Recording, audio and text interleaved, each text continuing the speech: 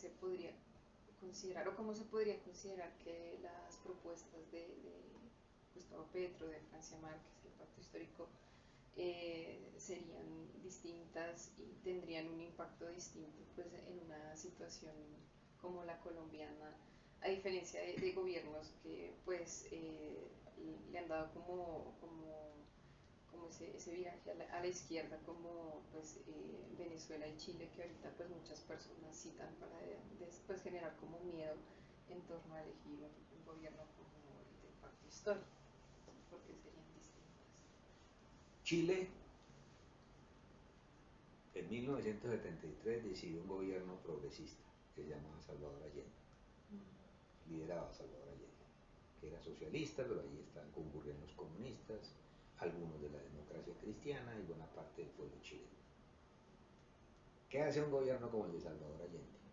Nacionaliza los recursos de todo el país, de todo el pueblo chileno, sobre todo el cobre. ¿Por qué?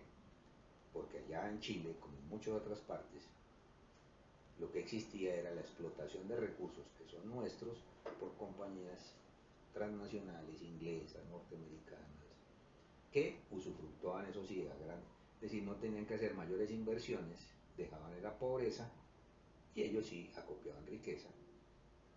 Y lo que yo decía en relación a esto del planeta, lo más importante, degradaban el territorio chileno en función de enriquecer la sociedad británica o norteamericana u otra sociedad. Entonces, Allende hace eso, otras cosas más, pero hace eso. ¿Qué sucede? Lo asesinan, le dan golpe de Estado y se instaura un régimen totalitario en cabeza de Pinochet. ¿Qué hace Pinochet por esa época? Aparece el neoliberalismo que llaman, como la gran redención de todas las crisis del capitalismo. Es decir, hasta ese momento lo que se vivía en el mundo en general era crisis que pueden llevar a la humanidad a una situación peor de la que ya estaba. Habían pasado 2 guerras mundiales, se vivían muchísimas guerras en muchísimos lugares del mundo, se dio la revolución cubana. La revolución cubana fue un llamado de atención. Los pobres sí se pueden insubordinar y sacar a correr a los gringos y a los grandes ricos. Entonces, ante esa decisión que tomó el pueblo chileno detrás de Salvador Allende, viene el golpe de Estado y se impone lo que se llama el neoliberalismo, que es, en términos bastante esquemáticos, supresión total de lo público. El Estado es diferente de lo público al Estado. El Estado o el aparato de gobierno se reduce, pero eso no es lo fundamental es eliminar lo público. ¿En qué sentido se elimina lo público? Que todo se privatiza.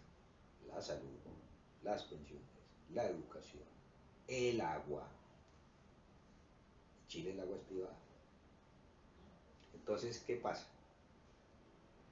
Al imponerse ese modelo, hace 50 años, Chile entra en una era de riqueza. ¿Por qué una era de riqueza? Porque llega mucha inversión extranjera y alguna inversión chilena, que empieza a generar mayor enriquecimiento en ciertas capas medias de la población, sobre todo profesionales, pagar salarios más altos, pero eso a costa de digamos, de mantener todavía una capa de pobreza en la sociedad chilena.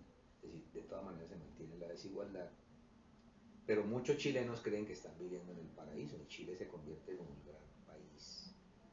¿Qué empieza a pasar desde hace unos años? Año 90. Se hace un plebiscito y se le niega a Pinochet la continuidad en el poder, pero se mantiene la constitución, que es lo que te estoy diciendo de privatizarlo todo. Eso sucedió hace 30 años. Es decir, hay cambios de gobierno, pero son gobiernos que siguen con la constitución pinochetista. Entonces, el alivio que esos gobiernos en realidad generaron a la población chilena fue mínimo. ¿Qué sucedió? Lo que se llamó el estallido social chileno, que arrancó por la rebeldía de los estudiantes de colegio frente al excesivo costo del metro en Chile. Por ahí empezó, pero eso se fue extendiendo a la gente, a los indígenas, a la gente que no tenía vivienda, a la gente que tenía bajos salarios. Pues ese estallido social queda en función. Hay que cambiar la constitución, porque el Estado tiene que volver a recuperar bienes públicos. Eso es lo que más de uno empieza a llamar, que es lo que Boric va a hacer, de expropiar, de quitar. Boric lo que va a hacer es restituir la fortaleza de los bienes públicos, mantener una concurrencia de bienes públicos con bienes privados. No está diciendo que va a acabar con la propiedad privada, está diciendo es que hay que dosificar la propiedad privada de los grandes capitales, darle nuevamente fortaleza a lo público. Por ejemplo, hay que volver público otra vez el agua, como decir que el agua es privada. Bueno, eso es lo que entonces ahora dicen que Boric es terrible, porque para mucha gente, como quizá vive bien, vive en Miami, puede estar viajando cada 8 días, le parece que Chile es todo así, y no se está dando cuenta que más de la mitad de Chile, lejos de enriquecerse, lo que hizo fue empobrecerse. Es decir, la riqueza de hoy, yo me gano la lotería hoy y ya creo que soy rico, en 8 días para que sea más pobre de lo que era antes.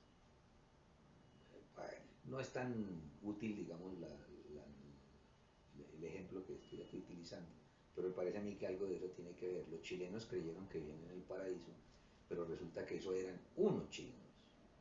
El grueso de la población cada vez pobre, se mantuvo pobre, y hoy en día lo que hay que hacer es volver a rescatar esa sociedad chilena hacia condiciones de igualdad mayor. Eso es Chile.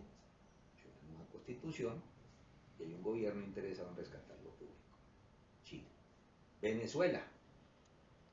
En Venezuela en el año de 1990 hubo algo que se llamó el Caracazo. ¿Qué fue el Caracazo? Que el pueblo venezolano se levantó contra los gobiernos tradicionales en Venezuela, porque Venezuela era otro que creía que era un país de ricos, porque tenía petróleo, y el petróleo lo estaban usufructuando unos pocos, no el conjunto de la sociedad, creando también una falsa idea de riqueza. En esa época eran millones de colombianos los que se iban para Venezuela a trabajar el campo, que los venezolanos dejaron de trabajar el campo en las industrias. Entonces los obreros y los campesinos eran colombianos, que hoy son los que siguen viviendo allá en Venezuela, muchos de ellos, porque fueron los que hicieron riqueza en Venezuela, no los que están saliendo a migrar. Bueno, entonces el punto es que Venezuela lo que sucedió fue que por utilizar solo petróleo y nada más que petróleo, dejaron que se acabara su economía y que se enriqueciera un grupo poblacional, pero otro grupo poblacional se mantuviera pobre. Chávez gana las elecciones, intenta dar primero un golpe de Estado, fracasa, luego se presenta a elecciones y gana. ¿Cuál es el programa de Chávez? Aprovechar el petróleo para generar riqueza social. Error de Chávez. Sostenerse solo en el petróleo sin comprender que lo del petróleo ya empezaba a entrar su ciclo de caída. Punto uno. Y punto dos, en una filosofía, fíjense cómo es de mal informada la gente, de regalar. Chávez lo que hizo fue despilfarrar en gran medida el gasto, la renta que le generaba el petróleo en crear una figura de ficticia riqueza. Mejoraron mucho en vivienda, por ejemplo, pero en otros aspectos no, y la producción venezolana cayó. Muere Chávez y Maduro, ¿qué hace? Mantiene el modelo petrolero. Pero entonces aparecen las sanciones, pero además de las sanciones aparece la caída de la producción petrolera en el mundo. Son ambas cosas. Es decir, el Acuerdo de París, firmado para salvar el planeta en el año 2005, poco tarde, pero algún día había que firmarlo, en el año 2005, el Acuerdo de París es el que dice que hay que cambiar la economía centrada en economías fósiles a economía productiva, eso no lo dice solo Gustavo Petro. Y ese acuerdo lo firmó incluso el gobierno colombiano, siendo Álvaro Uribe el presidente. Lo que pasa es que no lo han ratificado y no lo han reglamentado, pero es en el reconocimiento en que esas clases de economías hay que irlas dejando de lado y hay que entrar a economías productivas, alimentos, industria, tecnología, conocimiento. Entonces Maduro se sostiene en ese esquema, vienen las sanciones, vienen las caídas del petróleo y viene un empobrecimiento mayor de la sociedad venezolana, y sobre todo los que no tenían nada, los que vivían de rentas que les daba el Estado, y esa es la gente que empieza a salir, porque tiene ahí algunos bienes como vivienda y eso, pero no tiene trabajo, no tiene ingresos.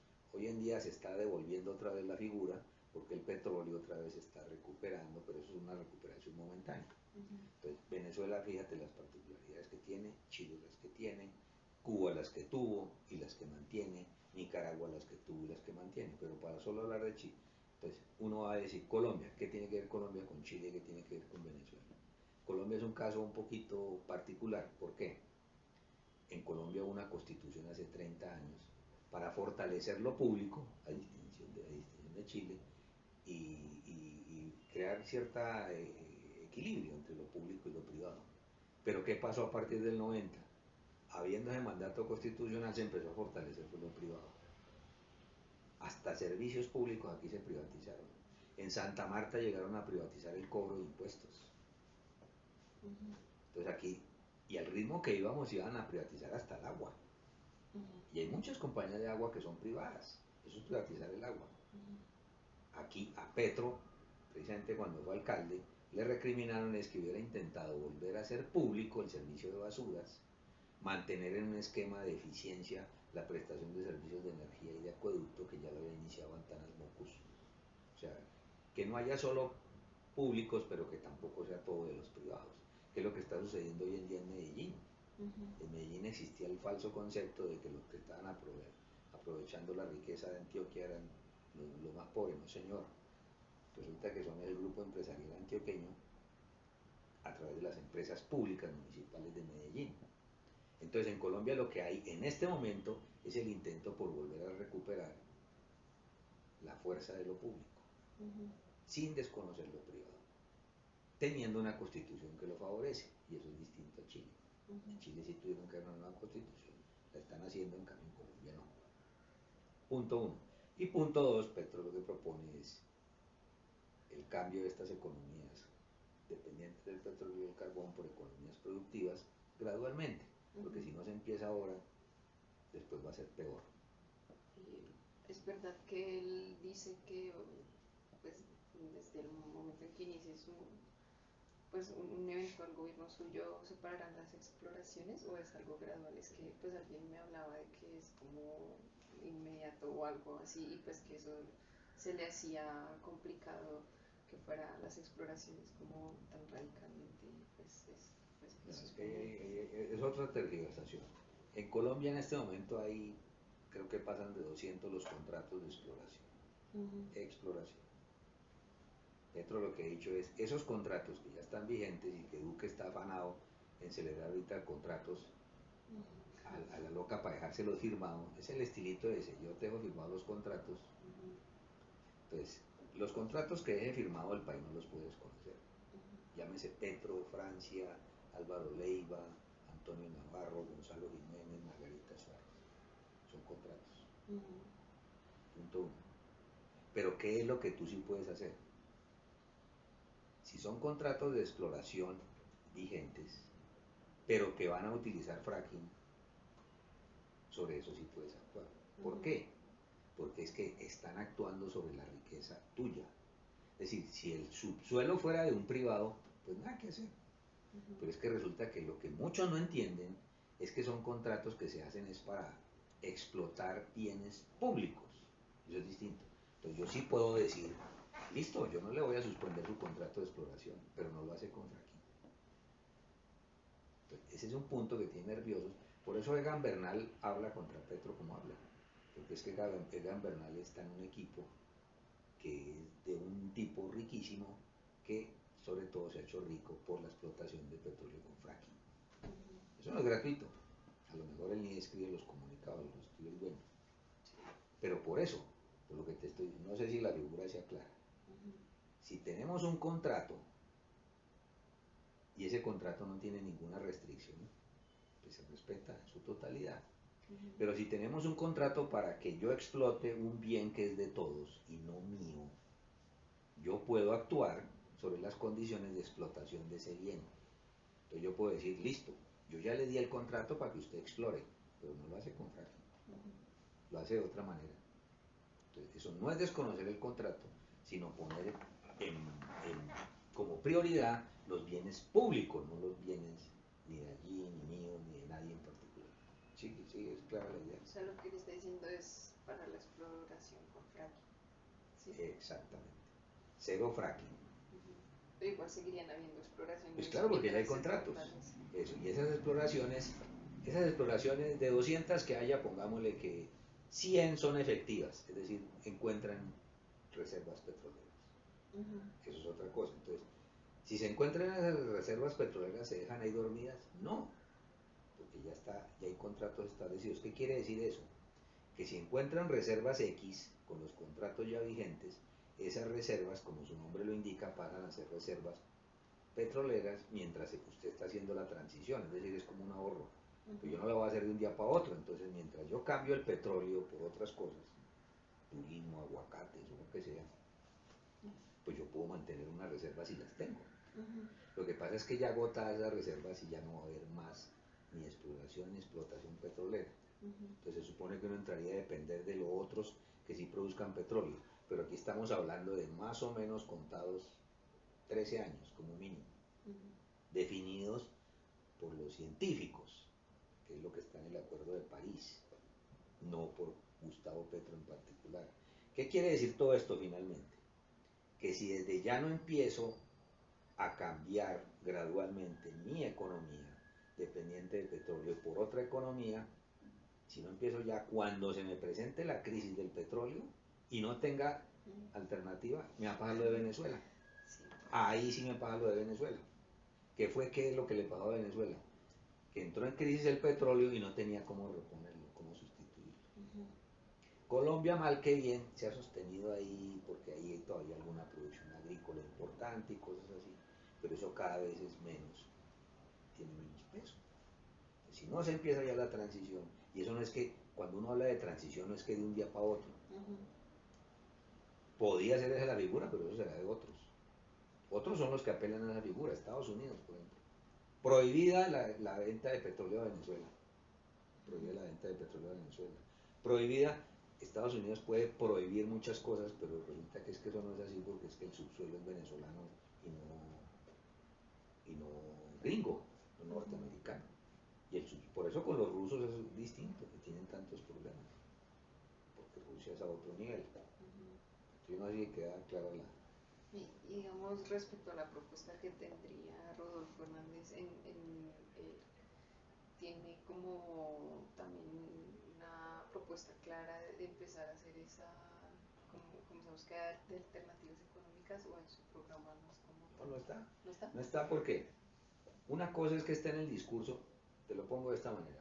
El acuerdo de Escazú, que es un paso más en todo esto de luchar contra el cambio climático, los efectos nocivos del cambio climático, en Colombia no ha sido reconocido. Es decir, aquí se firman muchas cosas, se declaran muchas cosas, hasta se legisla sobre muchas cosas, pero no se hacen efectivas. Yo te coloqué el ejemplo de la ley de comida chatarra. El acuerdo de Escazú es otro ejemplo.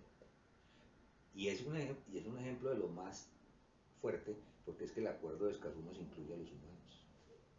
En este momento, yo creo que yo te lo circulé, la Deutsche Welle hizo una entrevista con los indígenas amazónicos, en el sentido en que los indígenas amazónicos han ido progresivamente apropiándose de esos mandatos de Escazú, de París, en el sentido en que la Amazonía, por ejemplo, tiene que ser un territorio especial, que lo manejen ¿quiénes? Ellos. Eso es lo que tiene. El acuerdo de Escazú no lo quieren firmar es porque el acuerdo de Escazú es algo así como devolverle la propiedad. No es propiedad porque los indígenas no se consideran propietarios de la tierra, ellos se consideran, son habitantes de la tierra. El propietario se considera es uno, que compra la tierra, compra un río, compra un bosque. Entonces, el acuerdo de Escazú implica un reconocimiento a que los habitantes de regiones como la Amazonía son los indicados a gobernar, a dirigir, a orientar, a preservar ese territorio. Eso es. Pues claro, el que quiere ir a meterse a la Amazonía y montar Disneylandia allá, pues eso le va a desagradar porque dice, con el acuerdo de Escazú no lo va a poder hacer. Que es guardadas proporciones lo mismo que te explico del fracking. Por eso es que lo del fracking es clave, porque si tú autorizas el fracking, ahí sí ya perdiste. Porque le estás regalando de la manera más contundente la riqueza tuya. Hay otros que por lo menos mantienen el subsuelo, dicen, listo, yo le dejo a usted que explore, pero no con fracking. Alguno podría decir, listo, yo le dejo a usted que se meta a la Amazonía, pero para que me defienda el bosque, no para que me lo vuelva miseria.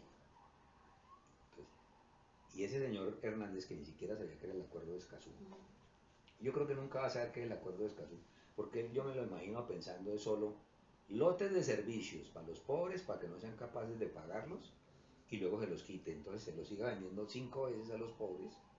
¿Y dónde va a montar lotes con servicios? En la Amazonía.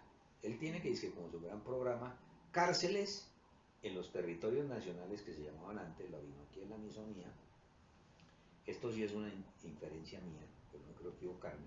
Cárceles porque allá manda todo el mundo, porque sí, porque no. El que consume un porro y el que distribuye un porro. Te va a mandar mano de obra a esas regiones para que le hagan ¿qué? Lotes con servicios, para que vuelvan miseria la antillanura, la Amazonía y todo eso. Porque el deleite, él mismo utiliza la palabra deleite, de más de un rico es pavimentar.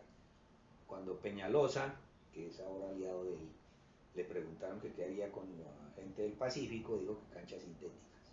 Es esa concepción, es decir, creer que lo que el pobre necesita es una cancha sintética para que se meta ya de 300 de patadas a un balón y ya se divierte y se olvide de problemas, y mientras tanto nosotros hacemos plática. Para eso nosotros somos los negociantes de la cancha sintética. Entonces, son dos visiones contrapuestas, la de cementar la Amazonía, acabar las reservas propias naturales, ¿cierto? Privatizarlo todo lo divino y lo humano, y la visión de defender lo que nos quedó, tratar de recuperar lo más que se pueda, generar cambios en el modelo económico que llaman, hacia sobre todo producir comida, es que lo que más se necesita es producir comida, no tanto carros, los carros con el tiempo irán desapareciendo, pero la comida sí es imprescindible. Y respecto a lo de Chile, es que veía pues, algunas personas que comparten como videos de manifestaciones y protestas y dicen, como ojo con esto, colombianos, que no nos pase lo mismo por permitir un gobierno de izquierda. La verdad no estoy muy contextualizada, digamos, en el marco de lo que me cuentas de la situación de Chile. ¿Cuál es como la razón de estas manifestaciones y protestas? A Allende le generaron, le hicieron protestas, cacerolazos. El origen del cacerolazo incluso era para tumbar a Allende. Y las clases medias salían a protestar. Es que la protesta se puede dar, es que yo no entiendo quienes dicen que es que con Gustavo Petro. Con Gustavo Petro seguramente va a haber muchísimas protestas. ¿Acaso van a dejar de protestar los maestros, no sé, los transportistas, los mismos campesinos? Es decir, la protesta es la esencia también de la democracia. Y es bueno que haya protesta, haya reclamos, y haya críticas. Pero otra cosa es como tú la quieras usar. Y en Chile yo creo que la están usando es para intentar tumbar a Boric. Y crean toda esa idea, lo que te estoy diciendo, si allá en Boric lo que está intentando es modificar la constitución, volver a fortalecer lo público, pues claro que va a haber sectores que lo van a intentar tumbar, como aquí a Gustavo Petro, porque si como lo intentaron tumbar cuando la alcaldía, es que los ejemplos están ahí a la mano, y lo que te estoy diciendo, a Allende lo asesinaron, a Lula lo encarcelaron para que no fuera otra vez presidente, a Evo Morales le intentaron dar golpe de estado y matarlo, a Manuel López Obrador le intentan poner todos los días la vida imposible. Lo que pasa es que hay mucha diferencia entre López Obrador y Boric, cada país pesa distinto. Lula era malo porque intentó remediar el hambre, y Bolsonaro, si es bueno, intenta quemar la Amazonía. Entonces, la protesta Lula es legítima por intentar acabar el hambre. Protestemos porque están intentando acabar el hambre. En cambio, ¿cómo le va a protestar uno a Bolsonaro porque propone quemar la Amazonía y matar a los indígenas? Entonces ahí la protesta contra Bolsonaro es ilegítima. Colombia, es que no, Margarita, no es sino de mirar Colombia. Protestamos en el paro nacional y era ilegítimo. Pero seguramente, si algunos salen a protestar porque Petro rió o no rió, eso sí es legítimo. Claro, eso es parte de lo que uno tiene que poner aquí en evidencia, es decir, todo, el Gutiérrez decía que la protesta es legítima, pero cuando sea pacífica. Es decir, cuando él defina cuándo protestar y cuándo no, en el protesto de uno. Pero la primera línea y todos los que salimos en un paro nacional hace un año éramos ilegítimos, porque todos somos vándalos, terroristas. Vivimos un efecto de permanente manipulación. Lo que es malo en él es bueno en mí, y lo que es bueno en él es malo en mí, y a todos estos gobiernos los van a querer liquidar por razones mentirosas todas, el comunismo, razones falsas, razones equívocas, anacrónicas. ¿Y todo por qué? Creo yo, por sostener un modelo que es universal, que se fundamenta en que tiene que haber unos pocos ricos y el resto pobre. Bueno, una clase media ahí acomodada como uno, que suele ser la más reaccionaria. Pues uno cree que está bien, todo el mundo está bien. Y el día que los que están mal reaccionan, entonces creen que es contra uno. No, no es contra uno. La gente pobre que salió aquí en Colombia a protestar no era contra Gonzalo Jiménez, ni contra Margarita Suárez. No, era contra un gobierno, en este caso el señor Duque, que viene desde hace muchos tiempos sin solucionar expectativas claras de la población en términos de trabajo, de ingresos, de hambre, en fin, de oportunidades. Entonces, en Venezuela, si a eso vamos, cometieron ese mismo error. O sea, actuaron sobre la oposición de manera violenta. Si en Venezuela mantienen un espíritu más democrático, ellos dicen tener sus razones, pero a mi juicio Venezuela cometió un gran error y fue que militarizó también la sociedad. Y entonces la protesta que ellos antes hacían, y para ellos era válida, la volvieron inválida cuando empezaron a protestar pues la oposición. Claro, hay matones detrás de toda protesta, pero en Colombia también los hay, en Estados Unidos los hay, en Venezuela los hay. En Estados Unidos todos los días hay protestas y matan sobre todo negros, hispanos. Muchos se preguntan, ¿qué pasaría si allá los que empezaran a protestar son los blancos y anglosajones?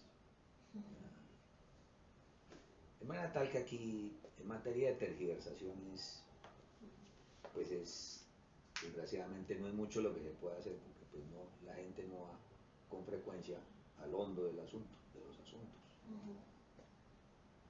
Pero en Chile está sucediendo eso.